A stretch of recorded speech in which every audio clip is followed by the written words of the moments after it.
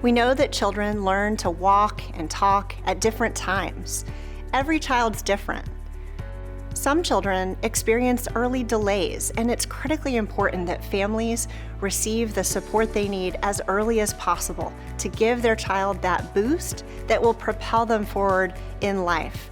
That's why First 5 SC provides both screenings and opportunities to help families understand what a child who's on track looks like, and also support for families who know that they're bringing a child into the world or have a child with a disability. That support is there in South Carolina. It's here for families who need it. And that's why First 5 is available, to help families connect with the resources that are here that support themselves and their young children.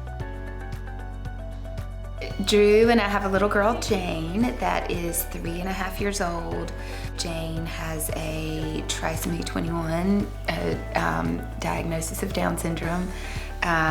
She is our third child. She is the baby of our family. Just a delightful, happy, joyful child that loves to learn and is just the perfect puzzle piece for our family.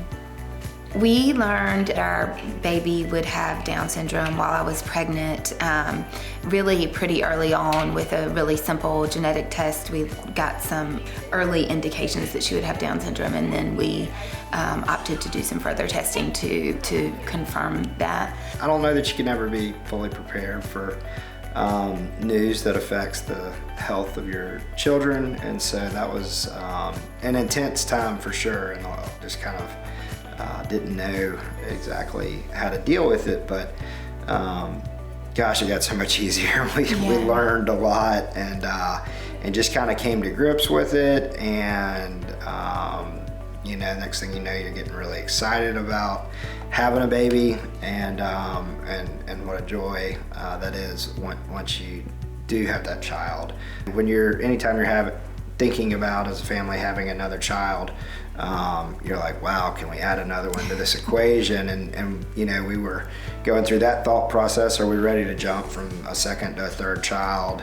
And I think both knew that a third child would be our last child, and we decided to go for it. And then I was like, whoa, can we actually handle this? And certainly know now that we can, but I remember that being you know, some anxiety that goes along with that. We can with like a pretty significant village. I mean, it takes a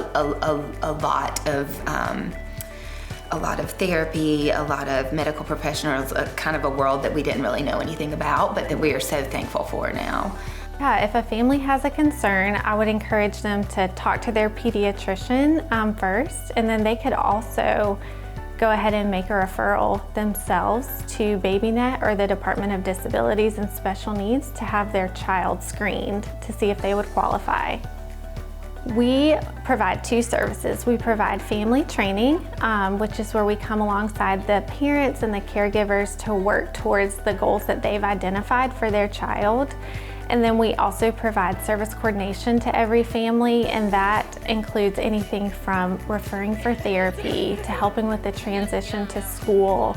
And we also help with any other needs that they have that they could benefit from in the community. The goals of early intervention services are to empower families to help their child meet their milestones and to make them aware of the resources that they have available to them to assist their child.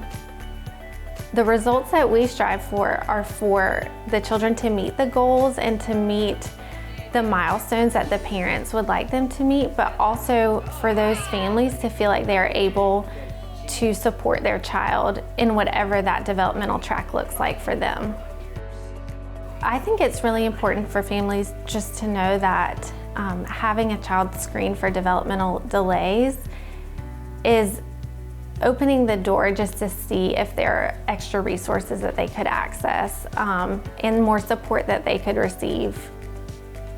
You know, they come to our house, which is taking away any barrier that you as a family have to getting any medical services that you need, or especially any therapeutic services that you need, is, I just firmly believe, is so critical. say, it sounds a little bit trite, and you hear people say this a lot, but she's more alike than different. I think one thing that I hadn't experienced before is that every child with a disability, every adult with a disability has a family that loves them deeply. And we want happiness and success for our children, like every parent does, and that is there, and that in that regard, she may have some learning differences, different social needs, and that kind of thing. It may be a little bit more work for us to find vocationally what she wants to do as an adult, but she is she's a child that is deeply loved, and I have not met in this wonderful experience that we've had, that we've gotten to know other people with disabilities and other families that have a family member with a disability. They're just deeply loved, and so that's really what I just ask people to remember, is that this child is loved as much as you would love your child. Every child is different. They learn to walk and talk at different times. It's important for families to understand what those developmental milestones are and to be able to catch delays early. When families have access to screening, early identification and referral services, their children are able to receive the support that they need. In some cases, that's a light touch support. It's resources, it's information. In other situations, families need very intensive support from in-home coaches or other resources for children who have disabilities and their families. The Walker family found the resources they needed for their young child and for themselves to be the supportive parents that they envisioned themselves being, even as they navigated a difficult and unpredicted journey. Very good. Dog. Dog. Hard.